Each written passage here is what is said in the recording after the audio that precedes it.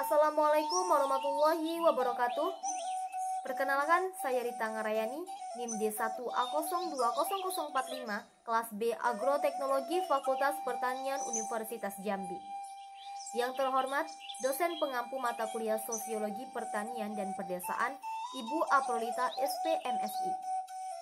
Baiklah, di sini saya akan menjelaskan mengenai desa mandiri, desa maju, desa berkembang, desa tertinggal, dan desa sangat tertinggal.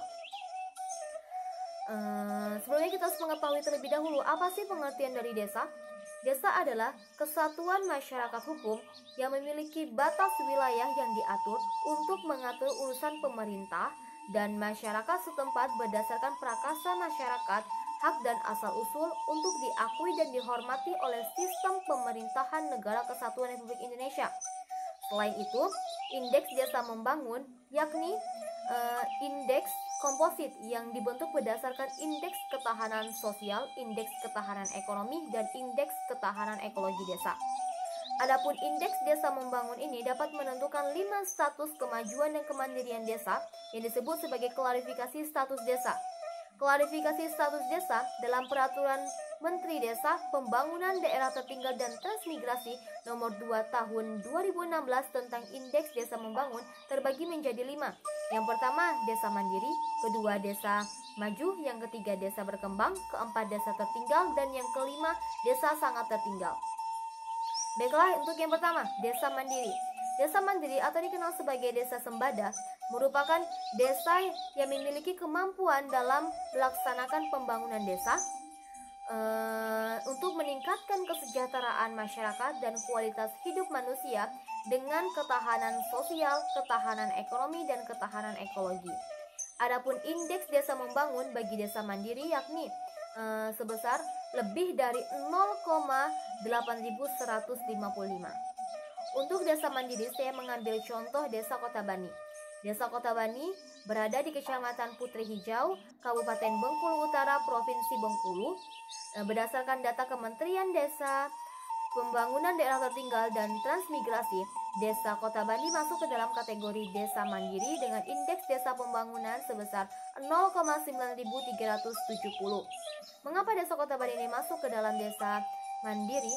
Karena Desa Kota Bani ini berhasil dalam memenuhi dimensi sosial, dimensi ekonomi, dan dimensi ekologi, yang mana dalam dimensi ekonomi telah tersedianya pelayanan dasar bagi masyarakat setempat dalam sarana kesehatan, sarana pendidikan, modal sosial, dan permukiman. Tidak hanya itu, Desa Kota Bani ini juga dapat menurunkan angka kemiskinan sejak tahun 2015, yang mana pada tahun 2015 tercatat sebanyak 120 kepala keluarga yang masuk dalam kategori keluarga prasejahtera. Kemudian pada tahun 2016 turun menjadi 105 kepala keluarga, pada tahun 2017 turun menjadi 81 kepala keluarga, dan pada tahun 2018 turun menjadi 63 kepala keluarga. Selanjutnya yang kedua yakni desa maju. Desa maju atau dikenal sebagai desa prasembada merupakan desa yang memiliki potensi akan sumber daya sosial, ekonomi, dan ekologi, serta desa ini memiliki kemampuan dalam mengelola potensi untuk meningkatkan kesejahteraan masyarakat, kebutuhan kualitas hidup manusia, dan serta dapat dalam penanggulangan kemiskinan. Adapun indeks desa membangun bagi desa maju yakni lebih dari 0,7072 dan kurang dari atau sama dengan 0,8155. Untuk desa maju saya mengambil contoh Desa Piton. Desa Piton terletak di Kecamatan Punung, Kabupaten Pacitan, Provinsi Jawa Timur. Berdasarkan data Kementerian Desa, Pembangunan Daerah Tertinggal, dan Transmigrasi, Desa Piton masuk ke dalam kategori desa maju dengan indeks desa membangun sebesar 0,7304. Mengapa Desa Piton masuk ke dalam kategori desa maju? Karena Desa Piton dalam segi dimensi ekologi telah berhasil membudidayakan lebah madunya. Kemudian yang ketiga yakni desa berkembang. Desa berkembang atau yang dikenal sebagai desa madya merupakan desa yang memiliki potensi akan sumber daya sosial, ekonomi, dan ekologi. Serta akan tetapi desa ini dalam mengelola potensi tersebut belum dilakukan secara optimal. Dalam upaya peningkatan kesejahteraan masyarakat, kebutuhan kualitas manusia, serta dalam penanggulangan kemiskinan itu sendiri. Adapun indeks desa membangun bagi desa berkembang yakni sebesar lebih dari 0,5989 dan kurang atau sama dengan dari 0,7072. Untuk desa berkembang ini saya mengambil contoh desa Broto. Desa Broto terletak di Kecamatan Selahuk, Kabupaten Ponorogo, Provinsi Jawa Timur. Yang mana berdasarkan data Kementerian Desa, Pembangunan Daerah Tertinggal dan Transmigrasi, Desa Broto masuk ke dalam kategori desa berkembang dengan indeks desa membangun sebesar 0,6272. Mengapa Desa Broto masuk ke dalam kategori desa berkembang? Karena dalam potensi sumber daya sosial, ekonomi, dan ekologi dimiliki Desa Broto belum dilakukan secara optimal. Bahkan ada sebuah jembatan yang berada di Desa Broto, tetapi hanyut ke dalam aliran sungai, yang mana disebabkan karena jembatannya menggantung serta tanahnya yang turun, dan itu diakibatkan oleh masyarakat setempat yang selalu mengambil pasir di aliran sungai tersebut. Yang keempat yakni desa tertinggal.